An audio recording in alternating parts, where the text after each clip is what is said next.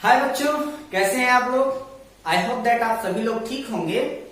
और जिस चैनल पर आज हम आप लोगों को पढ़ा रहे हैं, जो आपका एजुकेशनल ट्रिप नाम का चैनल है, वह अपने 1000 सब्सक्राइबर पूरे कर चुका है। इसके लिए आप लोग भी बधाई के हकदार हैं। अब हम लोग शुरू करते हैं अपने उसी टॉपिक को जिसको लेकर के हम लोग कंटिन्यू चल रहे थे, यानी कि एल्कोहल, फिनॉल और ईथर। उस एल्कोहल और फिनॉल ईथर में हम लोग अभी तक बात कर रहे थे आपके एल्कोहल और फिनॉल के केमिकल प्रॉपर्टीज के बारे में। वीडियो स्टार्ट करने से पहले आपसे एक छोटी सी बात जाननी है कि आजकल मैं देख रहा हूं कि पिछले 2 हफ्तों से जैसे ही मैं वीडियो पोस्ट करता हूं, लगभग 3 से 4 लोग ऐसे होते हैं जो इस वीडियो को डिसलाइक करते हैं। यदि आप डिसलाइक कर रहे हो तो यह आपका अधिकार है, लेकिन उस डिसलाइक की वजह भी मुझे बतानी आपकी जिम्मेदारी है। हम आपसे क्यों नहीं जुड़ पा रहे हैं, कहां पर क्या गलतियां हो रही हैं, आपको हम किस प्रकार से नहीं समझा पा रहे हैं, उसको आप हमें जरूर बताएं। आपके जितनी भी क्वेरीज हैं, जितनी भी प्रॉब्लम्स होते हैं, उन सारे प्रॉब्लम्स को अगर आप हमको बताते हैं तो हम उतनी ही आसानी तरीके से आपका सहयोग करने का प्रयास कर सकते हैं। लेकिन प्लीज, यदि आप डिसलाइक कर रहे हो तो आप डिसलाइक करो, ये आपका अधिकार है, लेकिन जिस वजह से आप डिसलाइक कर रहे हो वो हमें जरूर बताओ। चलिए आगे हम लोग करते हैं अपने एल्कोहल और फिनॉल के बारे में, उनकी केमिकल प्रॉपर्टीज के बारे में। और अगर आपको हमारी वीडियोस पसंद आ रही हो, हमारे पढ़ाने का तरीका अगर आपको अच्छा लग रहा हो, तो प्लीज हमारे इस वीडियो को लाइक करना ना भूलें। साथ ही साथ अगर अभी तक आप लोगों ने इस चैनल को सब्सक्राइब नहीं किया है तो प्लीज सब्सक्राइब करके बेल आइकन जरूर दबा दें, ताकि हमारे हर एक वीडियो की नोटिफिकेशन आपको मिलती रहे। साथ ही साथ आपके जितने भी अदर फ्रेंड्स हों जो ऑर्गेनिक केमिस्ट्री से डर रहे हों और उनको एनसीईआरटी बेस्ड केमिस्ट्री पढ़नी हो, ऑर्गेनिक केमिस्ट्री पढ़नी हो, तो वो हमारे साथ जुड़ सकते हैं। उनको आप ये लिंक फॉरवर्ड कर सकते हैं। आइए देखते हैं, हम लोग एल्कोहल और फिनॉल ईथर के बारे में जब हम बात कर रहे थे तो हम लोग बात कर रहे थे क्या कि एल्कोहल की केमिकल प्रॉपर्टीज हमने क्लियर कर लिया था, और आज हम लोग बात करने वाले थे फेनॉल के केमिकल प्रॉपर्टीज के बारे में। अभी तक हम लोग क्या देख रहे थे कि जैसे अगर आपका हम फेनॉल बनाते थे तो फेनॉल क्या था आपका C single bond O single bond H, ठीक है। यहां पर आपका जो फेनॉल है, एल्कोहल है, वह 2 जगहों से ब्रेक होता था, या तो यहां से ब्रेक होता था या तो यहां से ब्रेक होता था। लेकिन जब हम केस आपके फेनॉल का बनाते हैं तो फेनॉल में होता क्या है, जैसे अगर हम उसको लिखे क्या, रिएक्शन ऑफ फेनॉल, ठीक है। हो सकता है कि हमारे लिखते समय में आपको जब मैं समझा रहा होता हूं तो कोई स्पेलिंग मिस्टेक हो सकता है, तो आप स्पेलिंग मिस्टेक को इग्नोर करते हुए आप कंटेंट के ऊपर ध्यान देंगे कि मैं आपको क्या बता रहा हूं। चलिए, तो अब यहां पर रिएक्शन ऑफ फेनॉल अगर आप देखते हो तो क्या देखते हो, तो आप इसको देखोगे क्या कुछ इस तरीके से कि अगर आप इस फेनॉल का एक रेजोनेंस बना लें तो ज्यादा बेटर लगेगा, ठीक है। तो यहां पर आपको क्या दिख रहा है कि ये आपके 3, यहां पर आपका OH लगा हुआ है, ठीक। अब आपको पता है कि जो आपका ऑक्सीजन है उसके पास 2 लोन पेयर अवेलेबल होता है। अब इन 2 लोन पेयर अवेलेबल होने के कारण ये जो है वो शिफ्ट करेगा यहां, और ये जो शिफ्ट करेगा वो होगा यहां, ठीक है। अब आगे बढ़ते हैं, तो अब यहां पर होता क्या है कि जहां से आपका लोन पेयर शिफ्ट हुआ है वहां पर आपका डबल बॉन्ड लग जाएगा OH के साथ, और इसके ऊपर प्लस चार्ज आएगा, यहां नेगेटिव चार्ज, और ये ऐसे।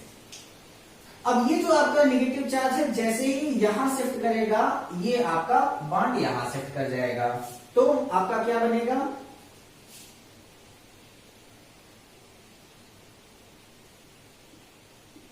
यहां माइनस चार्ज, यहां पर डबल बॉन्ड OH, यहां प्लस चार्ज के साथ।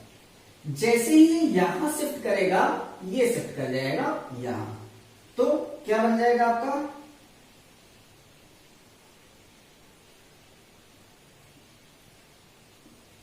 यहां आपका माइनस चार्ज, यहां पर OH और इसके साथ में प्लस। जैसे ही यहां शिफ्ट करेगा ये शिफ्ट कर जाएगा यहां पर, और ये अपना प्राइमरी स्ट्रक्चर के रूप में ये लौट जाएगा।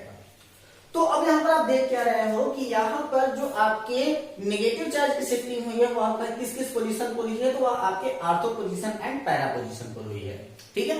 तो अब जब अगर आप फेनॉल के साथ रिएक्शन कराते हैं तो फेनॉल में आपका ये वाला बॉन्ड जो है वह केवल एक ही ऐसा रिएक्शन है जहां पर ये ब्रेक होता है, बाकी ये ब्रेक होता ही नहीं है। तो अब हम लोग बात करते हैं क्या है कि यहाँ पर जो आपकी इलेक्ट्रॉन का सब्स्टिट्यूशन हुआ है उसके अकॉर्डिंग हम लोग पढ़ लेते हैं electrophilic substitution reaction of phenol. और उसका अटैचमेंट कहां पर होना है, तो आपको मैंने पहले भी क्लियर कर दिया, उसका अटैचमेंट कहां पर होगा, उसका अटैचमेंट होगा हमेशा आपके आर्थो और पैरा पोजीशन पर, ortho position para position, ortho position para position, ठीक है। इसके अलावा इसकी शिफ्टिंग और कहीं पे भी नहीं हो सकती है। तो चलिए देखते हैं क्या क्या इंपॉर्टेंट रिएक्शंस बन सकते हैं इनके साथ। तो हमारा बात क्या रहेगा कि ortho para electrophilic reaction, ortho para electrophilic reaction, ठीक है। अब जब हम लोग आर्थो पैरा इलेक्ट्रोफिलिक रिएक्शन की बात करते हैं तो क्या होता है, तो सबसे पहले आप करते क्या हो कि यहां पर पॉइंट फर्स्ट और इसका हम लोग पहला रिएक्शन कराते हैं नाइट्रेशन के साथ, किसके साथ, नाइट्रेशन के साथ। अब इस नाइट्रेशन रिएक्शन में हम लोग क्या करते हैं, सबसे पहले आप ले लीजिए क्या, एक आप ले लीजिए फेनॉल, ठीक, और इस फेनॉल के साथ में आप ऐड कराइए किसको, रिएक्शन करा दीजिए डाइल्यूट HNO3, यानी कि डाइल्यूट नाइट्रिक एसिड के साथ आप रिएक्शन करा दीजिए। जैसे ही आपने इसका डाइल्यूट नाइट्रिक एसिड के साथ रिएक्शन कराया तो यह आपकी दो प्रोडक्ट देंगे, जैसा कि मैंने आपको पहले भी बताया है कि एक आपका अटैचमेंट जो होगा वो आपका आर्थो पोजीशन होगा और दूसरा जो होगा वो आपका पैरा पोजीशन होगा। तो एक तो ये है जहां पर आपका नाइट्रो ग्रुप का अटैक यहां पर बन जाएगा, यहां पर नाइट्रो ग्रुप जुड़ेगा, और दूसरा वाला जो है वो आपका कहां पर जुड़ जाएगा, आपके पैरा पोजीशन पर, ठीक है, ये रहा, ठीक। अब यहां पर होता क्या है कि इसको हम लोग क्या कहते हैं, इसको हम लोग कहते हैं आर्थो नाइट्रोफेनॉल, और इसको हम लोग क्या कहते हैं, इसको हम लोग कहते हैं पैरा नाइट्रोफेनॉल। क्या कहते हैं इसको, तो इसको हम लोग कहते हैं पैरा नाइट्रोफेनॉल। अब यहां पर बात यह आ जाती है कि ये ज्यादातर क्वेश्चन ये पूछा जाता है कि इसका फॉर्मेशन कैसे करते हैं, और दूसरा इसका क्वेश्चन ये पूछा जा सकता है कि अगर आपका आर्थो नाइट्रोफेनॉल है और आपका पैरा नाइट्रोफेनॉल है तो इन दोनों को सेपरेट कैसे करेंगे। तो इनके सेपरेशन का जो मेथड होता है, जिसको हम लोग सबसे ज्यादा मेथड कहते हैं, तो वह मेथड होता है आपका सेपरेशन का मेथड। किस मेथड से इसको हम सेपरेट करते हैं, तो इसको हम लोग कहते हैं आपका स्टीम डेस्टिलेशन, स्टीम डेस्टिलेशन, क्या कहते हैं इसको, इसको हम लोग कहते हैं स्टीम डेस्टिलेशन। अब आपके पास समस्या यह आ जाती है कि आखिर ये स्टीम डेस्टिलेशन क्या है यार, मैं दिख रहा है आपके पास स्टीम डेस्टिलेशन। अब स्टीम डेस्टिलेशन को आप समझ लीजिए जरा सा ये क्या है। तो देखिए सबसे पहले आप करते क्या हो कि जैसे आपके पास ये जो आपका आर्थो नाइट्रोफेनॉल है ना, इसका स्ट्रक्चर बनाइए। तो यहां पर आप देखिए क्या कि ये जो आपका आर्थो नाइट्रोफेनॉल है उसमें आपको क्या दिख रहा है, यहां आर्थो पोजीशन, यहां नाइट्रोजन, डबल बॉन्ड ऑक्सीजन, ऊपर आपका ऑक्सीजन, ठीक है। यहां पर है आपका ऑक्सीजन और यहां पर है आपका हाइड्रोजन। इनके बीच में एक बॉन्ड बनता है जिसको हम लोग कहते हैं H बॉन्ड। क्या बोलते हैं इसको, हाइड्रोजन बॉन्ड बनते हैं। और यह जो आपका हाइड्रोजन बॉन्ड है वो कैसा आपका बॉन्ड है, तो इसको हम लोग कहते हैं intra molecular hydrogen bond, intra molecular hydrogen bond, ठीक है। दूसरा वाला आपका क्या है, जब आप पैरा नाइट्रोफेनॉल की बात करते हैं तो पैरा नाइट्रोफेनॉल को थोड़ा सा लेटा दीजिएगा, कोई दिक्कत नहीं है ना, दोनों सेम है आपका, तो कोई टेंशन नहीं है। अब यहां पर आपका क्या आता है कि ये आपका पैरा नाइट्रोफेनॉल हम बना दे रहे हैं। यहां पर आपका NO2, यहां पर आपका N double bond O, single bond O, यहां पर आपका O सिंगल बॉन्ड H, यहां पर आपका OH। अब यहां पर क्या है कि इन दोनों के बीच में यहां पर भी एक शिफ्टिंग हुई है जिसको हम लोग कहते हैं क्या है, H बॉन्ड। यहां पर क्या था कि हाइड्रोजन बॉन्ड आपस में ही बन गया था और यहां पर आपके दो नाइट्रो ग्रुप के साथ यानी कि दो नाइट्रोफिनॉल के साथ आपका हाइड्रोजन बॉन्ड बना हुआ है। इसको हम लोग क्या कहते हैं, इसको हम लोग कहते हैं intermolecular hydrogen bond. Inter molecular hydrogen bond क्या बोलते हैं इसको, इसको हम लोग कहते हैं इंटरमॉलिक्यूलर हाइड्रोजन बॉन्ड। तो आपको पता होगा कि जहां पर आपका इंटरमॉलिक्यूलर हाइड्रोजन बॉन्ड होता है वहां पर क्या आ जाता है आपका कि वो आपका हमेशा लिक्विड स्टेट में चला जाता है। तो ये आपका इंटरमॉलिक्यूलर हाइड्रोजन बॉन्ड यहाँ पर अवेलेबल है, यानी कि जो आपका पैरानाइट्रोफिनॉल होगा वह जनरली अगर किया जाएगा किसमें, आपके लिक्विड स्टेट में, और इसके ऊपर कोई खास फर्क पड़ेगा नहीं क्योंकि ये आपका सेल्फ में ही आपका हाइड्रोजन बॉन्ड ये बना दिया है। तो अब यहां पर क्या करेंगे कि ये आपका क्या है कि इंटरमॉलिक्यूलर हाइड्रोजन बॉन्ड है तो इसके ऊपर कुछ असर नहीं पड़ेगा, तो इसका जो आपका बॉइलिंग पॉइंट होगा वो नीचे होगा और इसका जो बॉइलिंग पॉइंट होगा वो ऊपर होगा। ठीक है, तो जो आपका पैरानाइट्रोफिनॉल है इसका बॉइलिंग पॉइंट ऊपर है और ये जो आपका आर्थोनाइट्रोफिनॉल है इसका बॉइलिंग पॉइंट नीचे है। तो ऐसी कंडीशन में जैसे ही हम लोग हीट देंगे तो हीट देने पर यह जो आपका आर्थोनाइट्रोफिनॉल है वह स्टीम के रूप में तुरंत आ जाएगा और जैसे वो स्टीम के रूप में आ जाता है तो उसको हम लोग सेपरेट कर सकते हैं। उसी को हम लोग क्या कहते हैं, स्टीम डेस्टिलेशन, यानी कि इनको हम लोग स्टीम के रूप में कन्वर्ट करेंगे और इनके बाद फिर हमको अलग कर लेंगे। ठीक, ये है आपका नाइट्रेशन प्रोसेस जिसमें हम लोग से कहा गया जाता है कि ये आपका आर्थोनाइट्रोफिनॉल और पैरानाइट्रोफिनॉल को हम लोग अलग कैसे करेंगे। दूसरा इंपॉर्टेंट बात यहां पर आ जाता है कि अगर मान लो कि अभी तक हम लोग रिएक्शन किसके साथ कराए थे, हम लोगों ने डाइल्यूट के साथ कराया था ना, डाइल्यूट नाइट्रिक एसिड के साथ।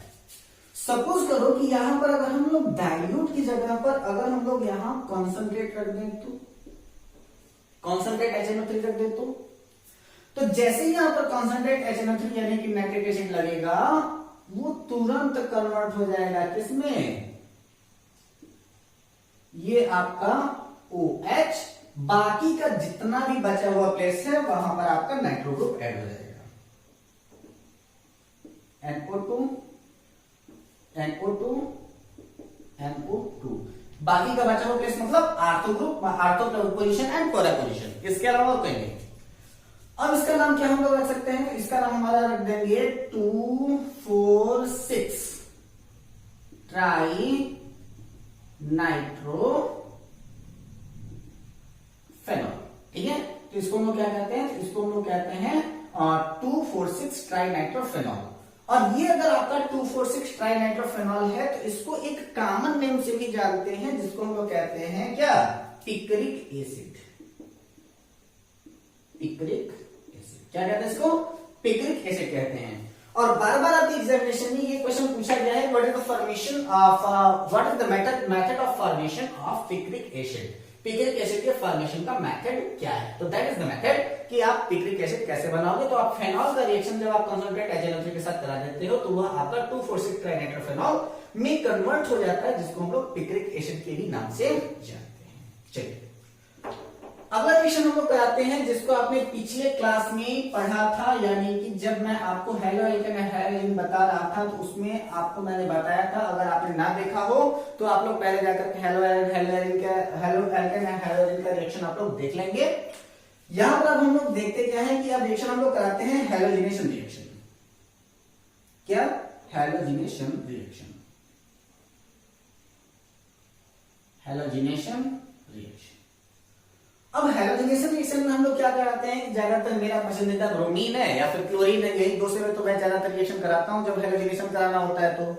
तो यहां पर भी हम लोग उसी को करते हैं। कैसे कि यहां पर आपका फेनॉल ले लिया मैंने, ठीक है, फेनॉल, और इसका रिएक्शन अगर हम करा दें आपके ब्रोमीन के साथ, किसके साथ, ब्रोमीन के साथ, प्रेजेंस क्या होगा, तो हम इसका रिएक्शन कराते हैं CH2 के साथ, और CH2 के साथ इसमें इंक्लूड हम लोग किसको कर सकते हैं, तो इसमें हम लोग HCCl3 रख सकते हैं और साथ में 273 केल्विन टेम्परेचर, यानी कि बहुत ही डार्क होगा ये रिएक्शन। डार्क का मतलब कि बहुत ही ज्यादा कोल्ड प्लेस पर रिएक्शन होगा। जितना ज्यादा ठंडा रखेंगे उतना अच्छी तरीके से ये रिएक्शन होगा। अब यहां पर भी क्या पॉसिबिलिटी होती है, दो चीज बनने की पॉसिबिलिटी, क्या क्या, तो आपका मैंने बताया भी था कि एक जो होगा वो आपका आर्थो पोजीशन और दूसरा जो होगा वो आपका पैरा पोजीशन। तो यहां पर OH, यहां Br और दूसरा वाला रिएक्शन क्या जुड़ रहा है आपका, देख लो फटाक से, ये OH और यहां पर ये Br। अब इसको हम लोग क्या कहेंगे, इसको हम लोग कहेंगे आर्थो ब्रोमो फिनॉल और इसको हम लोग क्या कहेंगे, पैरा ब्रोमो फिनॉल। ठीक है, यहां से क्वेश्चन ये पूछा जाता है कि इसमें से कौन सा ऐसा प्रोडक्ट है जो आपका मेजर प्रोडक्ट है और कौन सा ऐसा है जो आपका माइनर प्रोडक्ट है। तो जो आपका आर्थो ग्रुप होगा तो यहां पर H है जो कि अपने आप को बल्कि बताएगा, जिसकी वजह से ये हो जाएगा आपका माइनर प्रोडक्ट और ये हो जाएगा आपका मेजर प्रोडक्ट। ठीक है, तो ये आपका पैराब्रोमोफेनॉल जो है वो आपका मेजर प्रोडक्ट होगा और आपका जो आर्थोब्रोमोफेनॉल होगा वो आपका माइनर प्रोडक्ट होगा, यानी कि ये कम बनेगा ये ज्यादा बनेगा। लेकिन लेकिन लेकिन सपोज करो यहां रिएक्शन जो है वो ब्रिगेड प्रोडक्ट को भी ज्यादा बेटर लगेगा, ज्यादा सुंदर लग रहा है देखने में। ठीक है, अब अगर सपोज करो कि अगर मैंने इसी रिएक्शन को, ये जो आपका रिएक्शन दिख रहा है, इसी रिएक्शन को अगर हम लोग सीधे सीधे अगर ऐसा कर देते हैं कि ब्रोमीन के साथ अगर हम करा दें आपके जिंक डस्ट के प्रेजेंस में, तो कैसा लगेगा वो भी देख लेते हैं। चलो, एक तो आप यहां पर ब्रोमीन रख लो और इसके साथ में लगा दो आप जिंक डस्ट, क्या Zn डस्ट। अब जब आप जिंक डस्ट के साथ रिएक्शन करा दो या फिर एक और आप रिएक्शन इसके साथ करा सकते हो वाटर। ठीक है, यानी कि वाटर ब्रोमीन आप ले लो, तो ऐसी कंडीशन में रिएक्शन क्या होगा, तो जब आपका वाटर ब्रोमीन रख लेते हो या फिर जिंक डस्ट रख लेते हो तो जिंक डस्ट में तो रिएक्शन आपका स्लो हो जाएगा। स्लो रिएक्शन मत रखो, आप ज्यादातर रखो आपका वाटर के साथ। तो जब आपका जो ब्रोमीन है, इस ब्रोमीन का रिएक्शन अगर आप वाटरेट कराते हो, यानी कि यहां पर आप ऐड कराते हो किसको, वाटर को। ठीक है, तो जब फेनॉल का रिएक्शन अगर हम ब्रोमीन वाटर के साथ कराते हैं तो ऐसी कंडीशन में क्या बनेगा, ब्रोमीन वाटर के साथ रिएक्शन, यानी कि जितना भी एज पॉसिबल है वहां पर सभी के सभी पोजीशन पर आपका ब्रोमीन आ जाएगा। इसको हम लोग क्या कहेंगे, तो इसको हम लोग कहेंगे 2,4,6 ट्राई ब्रोमो फेनॉल। क्या बोलेंगे इसको, 2,4,6 ट्राई ब्रोमो फेनॉल बोलेंगे। ठीक, चलिए अब हम लोग अगला रिएक्शन स्टार्ट करें। उस अगले रिएक्शन को स्टार्ट करने से पहले एक छोटा सा क्वेश्चन है और उस क्वेश्चन को पहले हम लोग सॉल्व करते हैं, फिर कुछ इंपॉर्टेंट नेम रिएक्शन है उनको हम लोग पढ़ लेते हैं।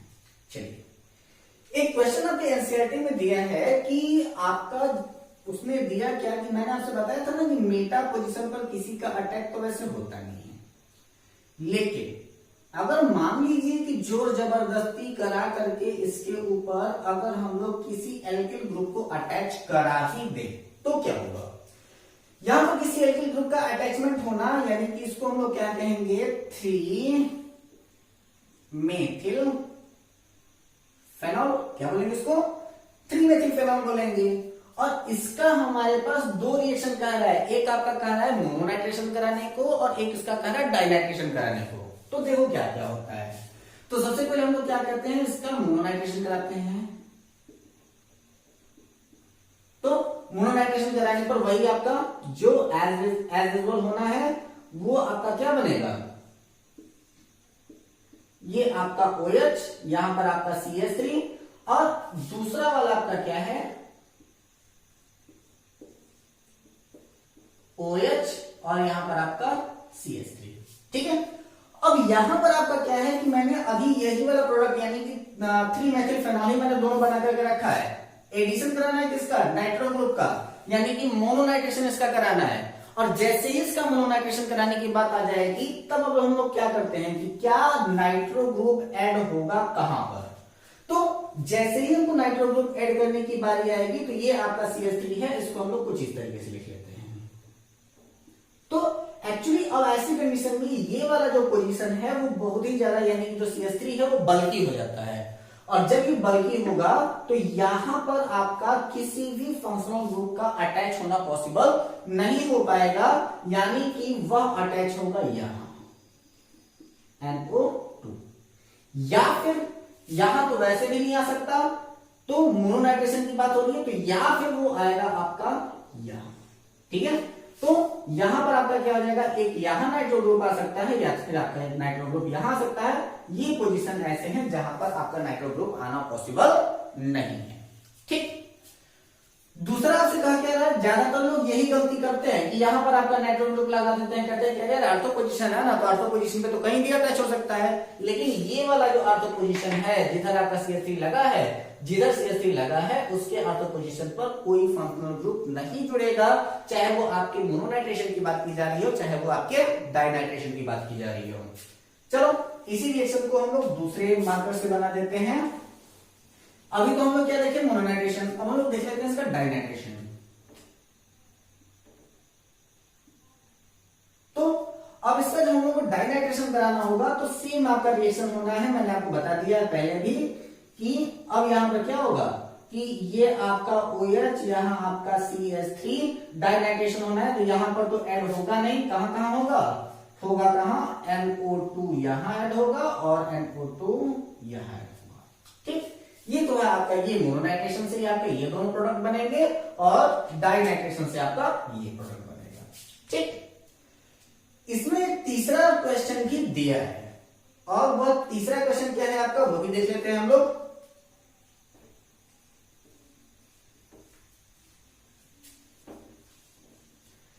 क्वेश्चन क्या है कि अगर आप लोगों का, अगर हम रिएक्शन करा दें फेनिलमेथिनोएट के साथ तो क्या होगा। ठीक है, यानी कि अगर आपका रिएक्शन अगर कराना हो हमें कि फेनिलमेथिनोएट के साथ अगर हम रिएक्शन करा दें, जिसको हम लोग मोनोनाइट्रेशन कहते हैं, तो क्या होगा। तो देख रहे हैं फेनिलमेथिनोएट का फॉर्मूला क्या होता है,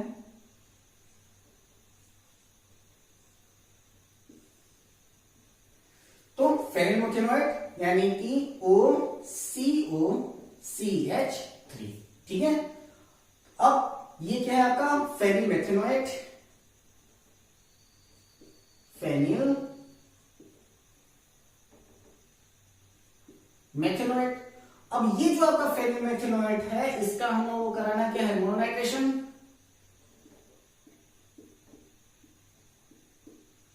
ठीक है, अब जब इसका हम लोग मोनोनाइट्रेशन कराते हैं तो आपका मैंने क्या बताया था कि जहां CH3 लगा वो आपका बल्क बनाएगा, यानी कि फंक्शनल ग्रुप का अटैक, यानी नाइट्रो ग्रुप का अटैक या ना तो यहां पॉसिबल है और ना तो यहां पॉसिबल है। तो ऐसी कंडीशन में जो आपका नाइट्रो ग्रुप जुड़ सकता है वो कहां जुड़ सकता है, ये सिर्फ और सिर्फ आपके पैरा पोजीशन पर जुड़ सकता है और कहीं नहीं जुड़ेगा। कहां पर, पैरा पोजीशन। ठीक है, ये आपके प्रोडक्ट बन जाएगा।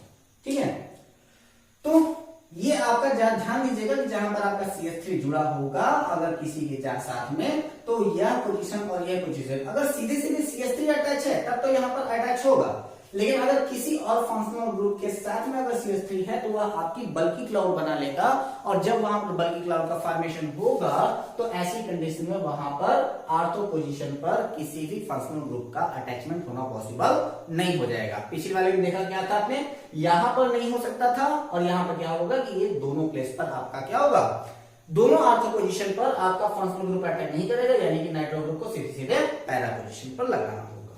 चलिए अब हम लोग बात करते हैं कुछ इंपॉर्टेंट नेम रिएक्शंस की फेनॉल के साथ, और जब फेनॉल के साथ हम इंपॉर्टेंट नेम रिएक्शन की बात करें और उसमें हम लोग कोलबेस को छोड़ दें तो बड़ा नाइंसाफी हो जाएगी ना।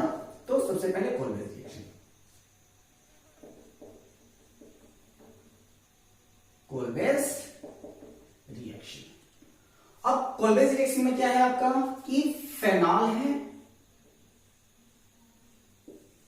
क्या है आपका, फेनॉल है, और इस फेनॉल का रिएक्शन आपका कराने को कह रहा है क्या, NaOH के साथ। जब फेनॉल का रिएक्शन सोडियम हाइड्रोक्साइड यानी कि NaOH के साथ कराते हैं तो वह सबसे पहले कन्वर्ट हो जाता है आपका ONA। इसको हम क्या कहते हैं, इसको हम कहते हैं सोडियम फेनॉक्साइड, सोडियम फेनॉक्साइड। और जब ये आपका सोडियम फेनोक्साइड के रूप में कन्वर्ट हो जाए तो फर्स्ट रिएक्शन इसका CO2 एंड सेकेंड रिएक्शन इसका क्या हो जाएगा H+ के साथ करा दें तो ऐसी कंडीशन में यहां पर जो आपका सोडियम ग्रुप लगा हुआ था यहां से वो निकल के बाहर चला जाएगा और फिर से यहां पर OH का अटैचमेंट हो जाएगा और COOH आकर के आपके ऑर्थो पोजीशन पर जुड़ जाएगा, जिसको हम लोग आम भाषा में सैलिसिलिक एसिड के भी नाम से जानते हैं।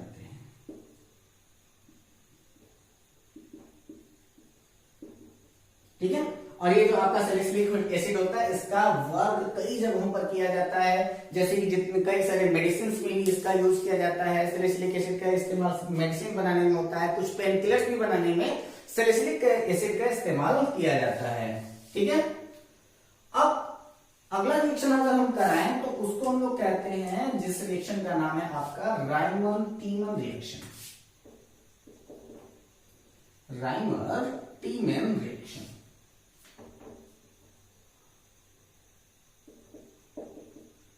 ठीक है, राइमर-टीमन रिएक्शन।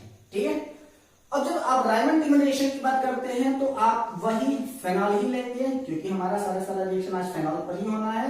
तो फेनॉल का रिएक्शन हम लोग किसके साथ कराते हैं? तो सबसे पहले आपका सोडियम हाइड्रोक्साइड और इसके साथ में आप जोड़ दीजिए इसको HCCl3 को ऐड कर दीजिए।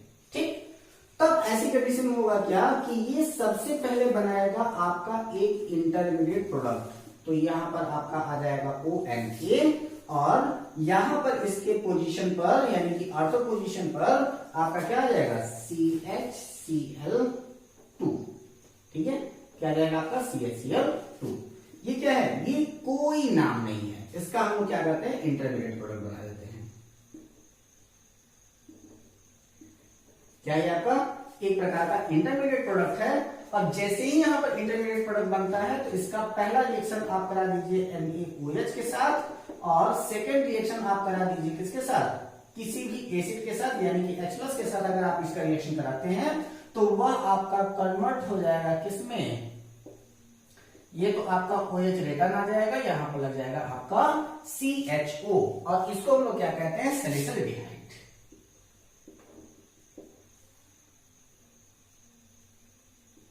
क्या कहते हैं इसको? इसको हम लोग कह देते हैं सैलिसिलडिहाइड कह देते हैं। ठीक, अब बात करते हैं हम लोग कुछ और इंपॉर्टेंट रिएक्शन की, जिसके बारे में मैंने आपको पहले भी बताया था कि एक सिंगल ऐसा रिएक्शन है जो यहां से OH को निकाल के बाहर कर देता है। तो उस रिएक्शन के बारे में हम लोग जानते हैं। तो ये आपका रिएक्शन क्या है कि सपोज कीजिए कि अगर हम यहां पर जो आपका फेनॉल है, इस फेनॉल का रिएक्शन अगर हम किसके साथ करा दें? जिंक के साथ करा दें, यानी कि Zn डस्ट। ठीक, तो जब हम इसका रिएक्शन जिंक डस्ट के साथ करा देते हैं तो ऐसी कंडीशन में यह आपका जिंक जो है वो जिंक ऑक्साइड बना देता है और कंप्लीटली जो आपका बेंजीन है उसी को फ्री कर देता है। तो अगर आपको फेनॉल से अगर आपको बेंजीन बनाना हो तो डायरेक्टली जिंक डस्ट के साथ रिएक्शन करा दीजिए, वह आपका बेंजीन के रूप में कन्वर्ट हो जाएगा। ठीक, अब एक लास्ट रिएक्शन हम लोग देख लेते हैं जो कि थोड़ा सा इंपॉर्टेंट भी है और उसको हम लोग कहते हैं इसका ऑक्सीडेशन। ठीक है, तो अगर आप करते क्या हो कि जब आप फेनॉल को ऑक्सीडाइज करा दो, ठीक है,